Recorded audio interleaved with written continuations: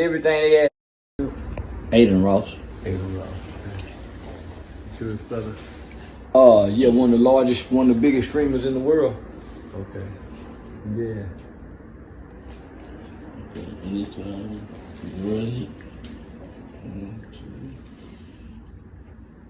Awesome. What's up, ladies and gentlemen? This is Ken Ivey, the CEO of Hip Hop Fraternity, also the host for The View from the Game. Real people, real game. Hey man, I got a special guest here with me today. This brother here, we go a long way back, and I don't think he need an introduction, but because, it's appropriate, I do it with all other guests. Give him an introduction. Say, man, what's up, man? It's your boy Charleston White, a.k.a. in the comedian world, Rat Williams. What's up with it, bro? Rat Williams? Yeah, Rat Williams. The internet gave me that name, man. I took it and ran with it. Okay. I gave the internet everything they asked for. Yeah. Yeah. Because I came one way. I came with my game, and then I started adjusting based off supply and demand. Yeah.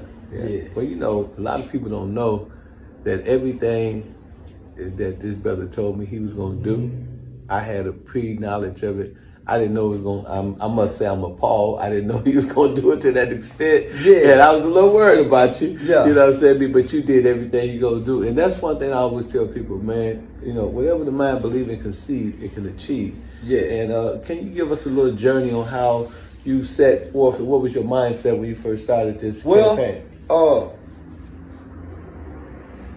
nigga, as a kid, they trick you into believing certain concepts and certain beliefs. Mm-hmm. So, as a kid, like you just said, if the mind can conceive it, you can achieve it. So they trick me into believing the cliches that whatever you put your mind to, you can do it. Mm-hmm. So once I studied the internet, because I didn't get on the internet to social network. Right. I didn't understand that concept.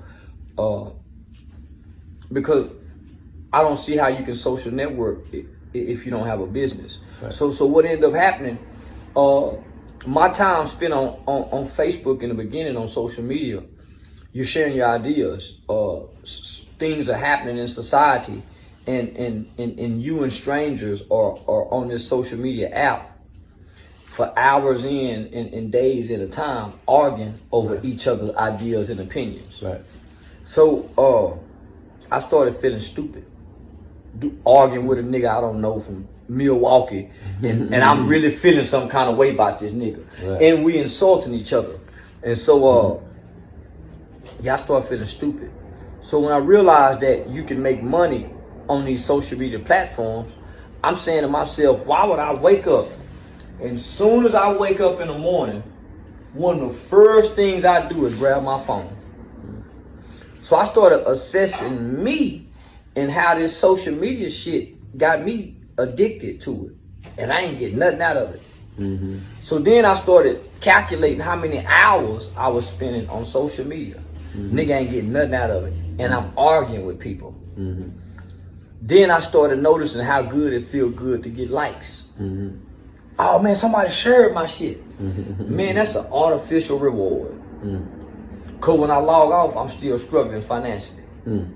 But I've been on this bitch 12 hours, 16 hours, looking at other people eat food, watching other niggas' videos. As a man, that didn't feel good. Right. So nigga, I had to figure out how to get paid off this motherfucker.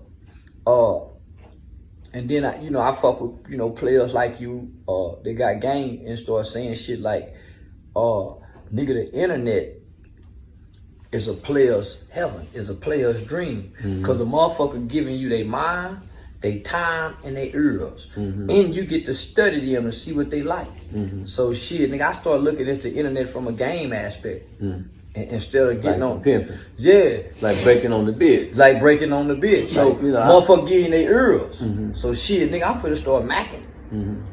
I'm finna start conversating. So I did that for a while. Nigga, I was saying all the right shit at first. Mm-hmm. But then I realized from 50 Cent game, that villain. That's what I was gonna say. You remind me of 50 Cent. That I took 50's game, my nigga, the villain. Mm-hmm. How to rob. Yeah, I took that game. Now let that breathe for a minute. So, of course, since I knew you before this, you know, I was worried about you. You I know, know. you were saying certain things about certain people.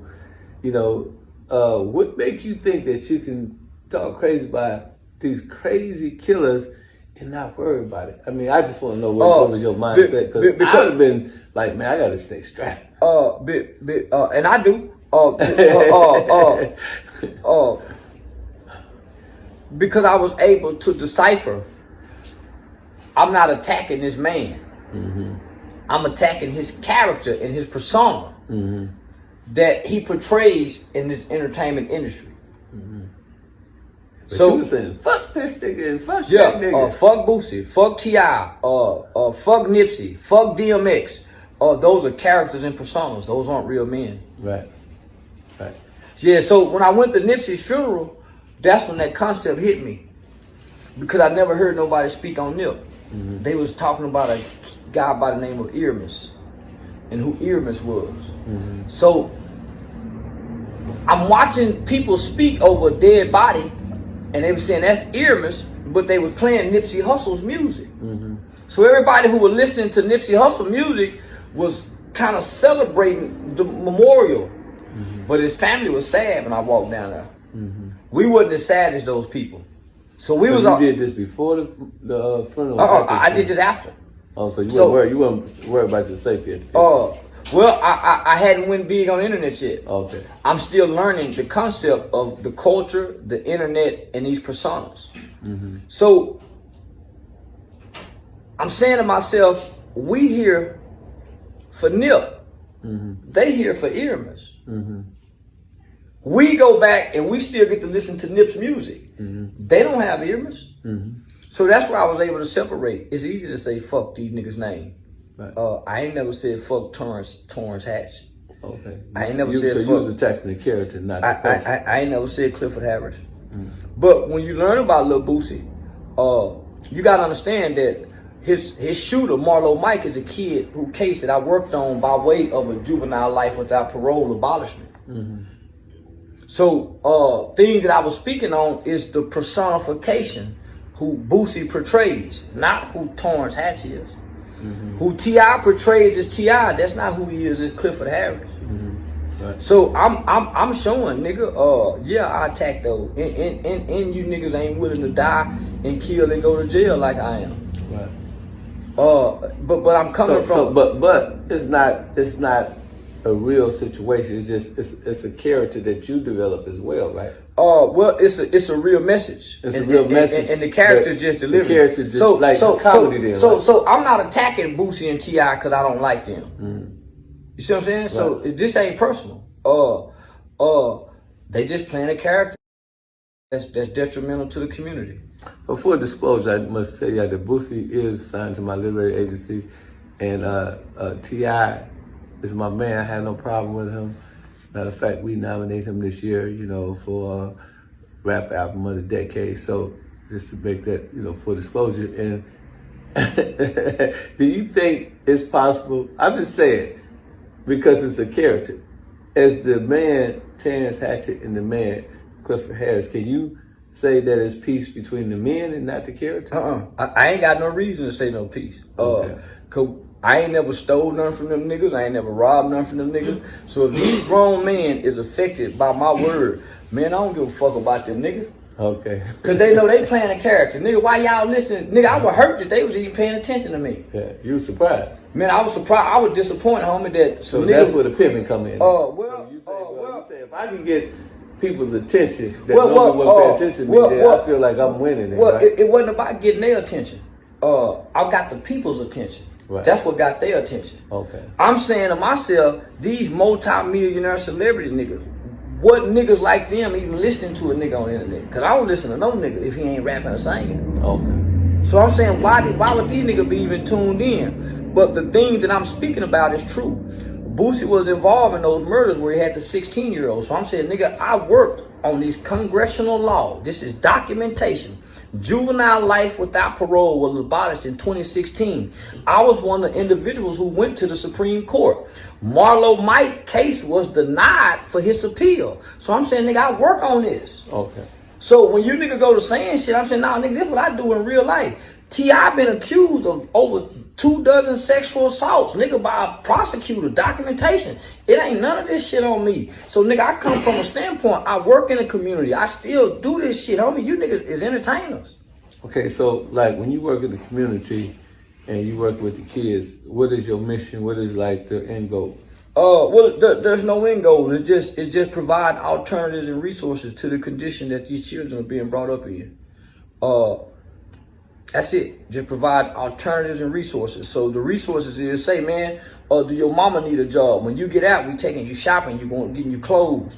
Do you need an air mattress when you go back home to your mama? The resources, the alternatives say, Your Honor, this is a good kid. Rather than sending this kid to the Texas Youth Commission, you can put him in our program, Hyped About Hype, which is helping young people excel. So it's no end goal. So what's your track record in terms of saving children? You well, them out of that bad situation. We've been doing it for over 12 years, and so we hadn't been keeping records. Okay. We just keep doing the work. So what have you to say, Mr. White? We know you're a very intelligent man. What you got to say about mass incarceration?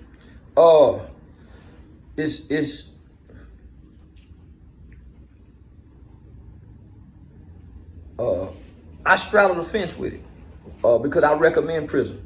You do? Yeah, I recommend prison because that's what's been the best tool to change the lives of black men in America. Nothing else has been that successful. But I heard you on Real Life, was it? Real Life Street Star?